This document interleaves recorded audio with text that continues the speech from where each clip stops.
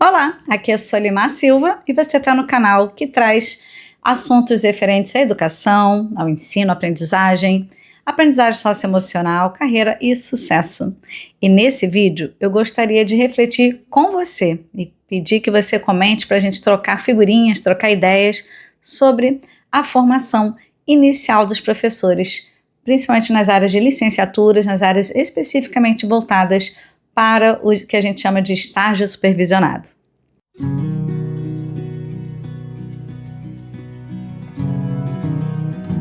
Bem, gente, eu gosto sempre de dar um contexto, né? Até porque, por exemplo, quando eu fiz uma pós-graduação na Irlanda, éramos 28 professores, se não me engano, de 24 estados diferentes, e cada vez que a gente falava, no Brasil é assim, a gente tinha que lembrar, não no Brasil, no estado, ou no município, ou na minha escola, ou na minha sala de aula. Então, muitas vezes a gente generaliza, pegando o nosso contexto, pegando o que a gente tem de prática e sem querer, lógico, isso pode não ser representatividade de um país tão imenso como o nosso. Então, o que eu vou trazer aqui para a gente dialogar, para a gente trocar figurinhas, você que é professor, professora, coordenador, diretor, gestor escolar, ou talvez também professores do nível superior, que trabalham com formação de professores. A minha ideia é que a gente comece a trocar ideias, porque às vezes a gente está tão no nosso isolado, no nosso mundo, e é bom eu conhecer as diferentes realidades também a partir do que eu estou trazendo aqui de experiência, do meu contexto, das minhas ideias, porque é assim que a gente cresce, né, nessa troca. Combinado? Então, se você tem interesse em formação inicial e continuada de professores, já se inscreve aqui nesse canal, que muitos dos vídeos são voltados para isso. Também já compartilha com pessoas que você conhece que trabalham com a formação de professores, como eu falei, seja no contexto inicial ou da formação continuada. Mas esse vídeo eu vou falar algumas experiências específicas da formação inicial, tá bom? E dentro de um contexto muito, muito específico, ou seja, como eu costumo falar com meus alunos, é aquela folhinha pequenininha de uma árvore imensa, de uma floresta gigantesca, dentro de um mundo que tem muitas outras florestas, ok? Então, vou falar dessa folhinha. E eu gostaria de retomar, né, lembrando que eu fui professora, que trabalhei com formação de professores numa determinada universidade por 13 anos. E se tinha algo que me incomodava bastante nos cursos de licenciatura, era o estágio supervisionado. Na época eu até comecei a escrever um artigo, não lembro nem se eu publiquei no meu blog, né, na época, que era Precisamos Conversar sobre Estágio Supervisionado. Então, se você é professor ou professora, já me conta aqui como que foi o seu estágio, seu período de estágio, porque eu percebia, e aí por isso que eu quero saber como é que foi o estágio para você, conta aqui, de repente uma palavra, como que foi a época de estágio. O que eu percebia? Eu percebia que nas variadas profissões, as pessoas tinham um desejo, muitas vezes, de fazer um estágio. Seja porque ele era remunerado, ou seja porque era ali, né, a oportunidade desse profissional colocar em prática as coisas que estavam, né, estudando nos seus cursos, nas suas faculdades. E eu via um anseio muito grande, seja no curso de secretariado executivo, no qual eu já também trabalhei, seja naquele voltado para a tecnologia da informação, administração, outros cursos, né, odonto, eu via essa movimentação, esse ânimo até com os estágios. E parecia para mim que o contrário acontecia no que se referia às licenciaturas. Nesse contexto específico, e talvez por inúmeras razões, trabalhávamos com jovens que estavam fazendo sua formação inicial majoritariamente no noturno, embora também tivesse alguns cursos no diurno, muitos dos quais trabalhavam de tempo integral, né, por tempo integral durante o dia, iam fazer a faculdade à noite, ou trabalhavam tarde e noite, iam fazer a faculdade pela manhã. Pode ser que seja esse fator também, mas o que eu percebia era um desinteresse de fazer um estágio supervisionado em sala de aula. Isso me fez lembrar um livro chamado A Didática em Questão, um livro bem antigo, porém os capítulos são muito atuais, é um livro da editora Vozes, já citei possivelmente em alguns outros vídeos, em que eu acho que Brandão, se não me engano, fala né, parafraseando bem mal aqui, mas fala que muitas vezes, né, o magistério depende dos poucos vocacionados que estão ali e querem realmente dar aula. E muita gente eu percebia no curso que parecia realmente cair de paraquedas, né? Ou estavam ali porque foi o curso que, por meio do qual eles tinham pontuação para ter alguma bolsa, ou porque foi o curso no qual eles obtiveram nota suficiente para passar e cursar, ou porque aquele curso estava sendo ofertado numa faculdade, né, numa universidade que era próxima à sua casa, mas muitos dos quais não entravam com essa coisa de ser professor. Inclusive, a gente sabe que há um declínio vertiginoso de jovens do ensino médio que dizem que querem se tornar professor, né? Então, o número de pessoas que querem ser professores é extremamente baixo. Então, a gente imagina que o que a gente recebe nas faculdades, quando você tenta separar ali quem realmente gostaria de ser professor daqueles que estão por outras razões, é um número pequeno demais, né? A gente fala-se já em um apagão docente nas várias áreas, a gente sabe disso, e mais uma vez, inúmeros fatores. Percebe que várias coisas vão abrindo várias janelas aqui, né, e eu não vou dar conta de todas essas janelas. A gente pode comentar, a gente pode de repente trazer outros vídeos e trazer você que de repente é mais um expert na área. Eu estou aqui só na qualidade de professora, que fui, né, de formação continuada de professores e que lida com professores, mas talvez você que está vendo esse vídeo tem mais informação. Eu já quero te convidar para de repente a gente bater um papo, fazer um vídeo gravado. Combinado? Mas então, como eu falei, havia esse desestímulo ou desinteresse nos estágios supervisionados. E na universidade na qual eu lecionava, a gente tinha um agravante, que algumas disciplinas que na época que eu cursei eram 5 disciplinas, que eram Sociologia da Educação, Psicologia da Educação, Filosofia da Educação, Didática, Estrutura e Funcionamento do Ensino, 5 disciplinas. Quando eu retornei a essa universidade no papel de professora e posteriormente de coordenadora de curso, haviam sido transformados em 2 disciplinas, Ciências da Educação 1, que dava conta das 3 que tem educação aí no final, e Ciência da Educação 2, que dava conta, né, da didática e estrutura e funcionamento do ensino. Então já houve uma redução de carga horária, de conteúdo voltado para a licenciatura, né, para o fazer, o pensar docente.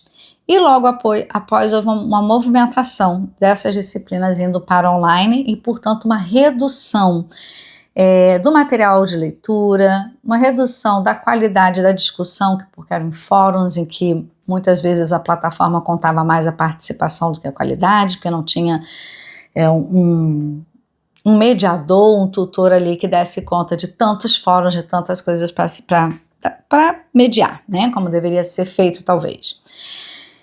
E aí o que eu percebi é que muitos jovens, eles queriam apenas que se assinassem a sua documentação.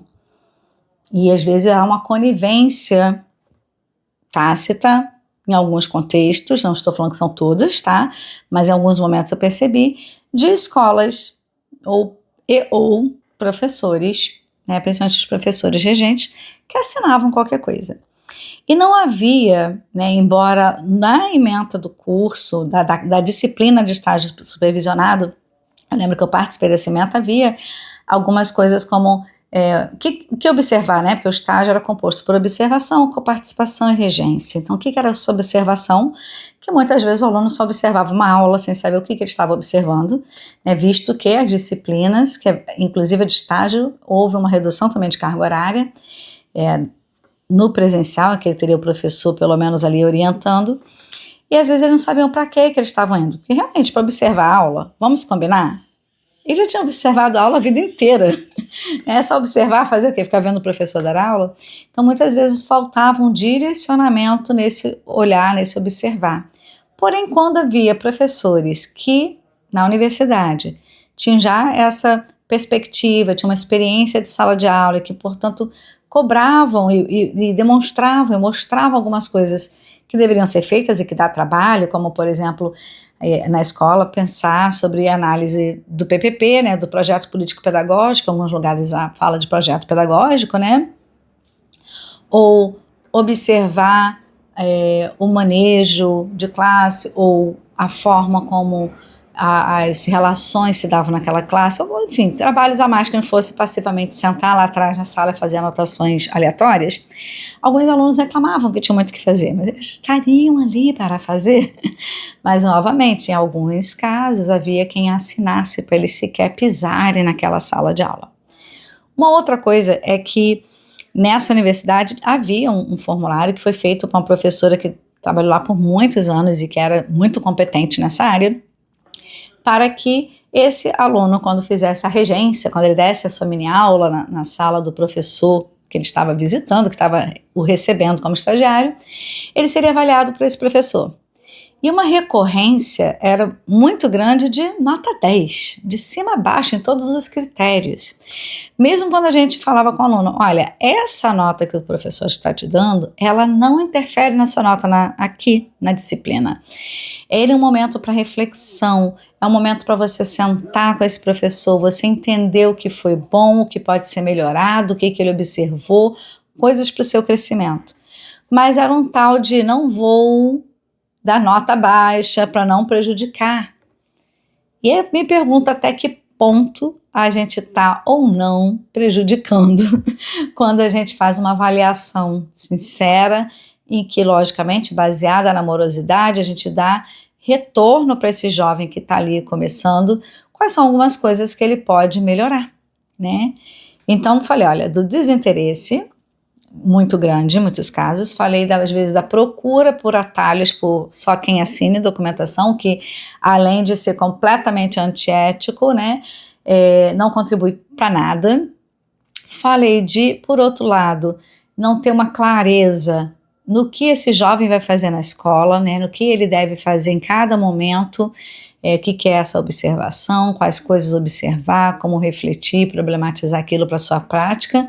Na coparticipação, muitas vezes ficava, que eu não falei, né, mas ficava restrito, muitas vezes a ajudar o professor a corrigir provas, o que aliviava o ritmo, o peso dele, né, de ter tantas provas para corrigir, mas às vezes não havia uma coparticipação tão efetiva, e na regência, que muitas vezes era uma aula pequena ou um grupo de aulas pequenas, às vezes em dupla, às vezes individualmente, não havia esse momento que eu acho que é tão precioso, que é do coaching, e às vezes a palavra coaching é usada, né, de forma tão equivocada, mas do coaching no sentido de um professor que é experiente, que vai poder fazer esse papel, seja como tutor, seja, né, ele dá um feedback, ele dá um retorno para esse aluno após a aula, ele ajudar o aluno a refletir o que ele próprio poderia ter feito melhor, ou que ele faria diferente depois que, né, ele avalia a sua aula, porque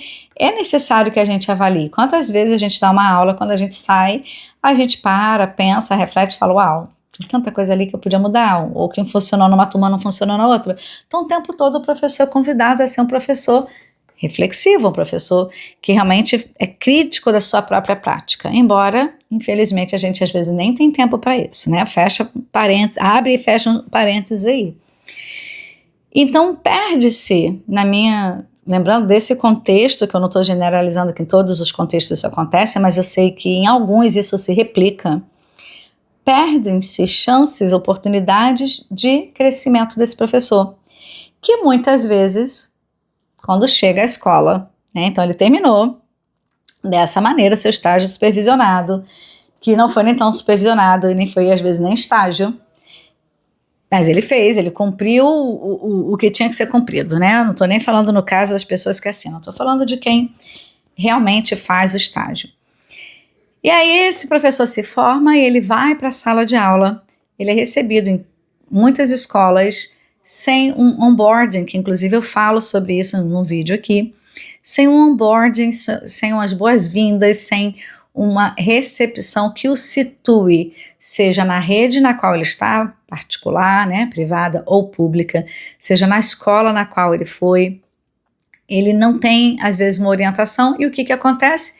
Dão uma sala de aula para ele, e aí ele fala que o que ele aprendeu na faculdade foi inútil, né, aquela coisa que na prática a teoria é outra, na teoria a prática é outra, o que seja, né?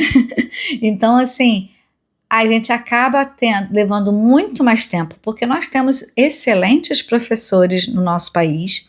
Inclusive esse grupo e eu que nós fomos, né, fazer essa pós na Irlanda, éramos 28 professores, e muitos dos quais de um nível de excelência tão grande que a gente fica assim, muito orgulhoso, muito feliz, né, da nossa educação no nosso país.